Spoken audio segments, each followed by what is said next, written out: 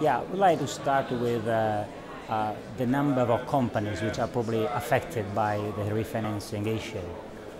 We have in Italy 6,000, around 6,000 companies with turnover with, say, more than 50 million, of which rather 2,000 are in the manufacturing sector. Well, one third is probably healthy, so and normally investment grade, so no problems to get refinancing.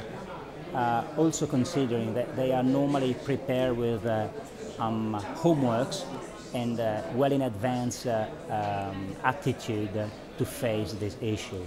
Well, the problem is for 40 to 45% of this company, which are stuck in the middle.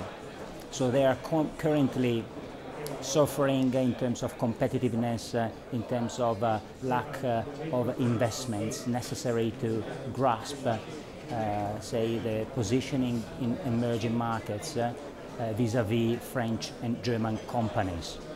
So for these companies, we see a recent growth of new, say, opportunities.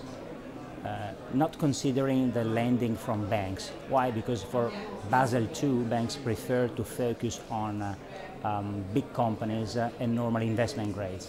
So for this stuck in the middle cluster, there are new opportunities which probably are the high yield bonds.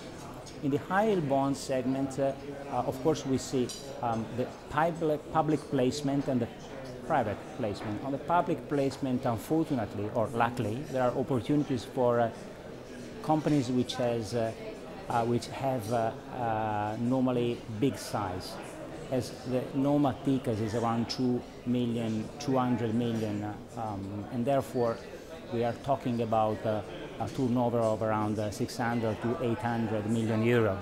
So the problem is probably for the mid segment, so around 300, 400 million, which is basically the core of the manufacturing of the companies here in Italy. And for these companies, there could be probably no opportunities for the public placement, probably some opportunities in the private placement, and there are some examples of funds entering in also in Italy and occupying that space. In the lower range, so around 200 million to 150 million or 100 million, we see probably a lack of offering, and this is the problem, because all these companies are threatened, looking forward, looking to the next 10 years.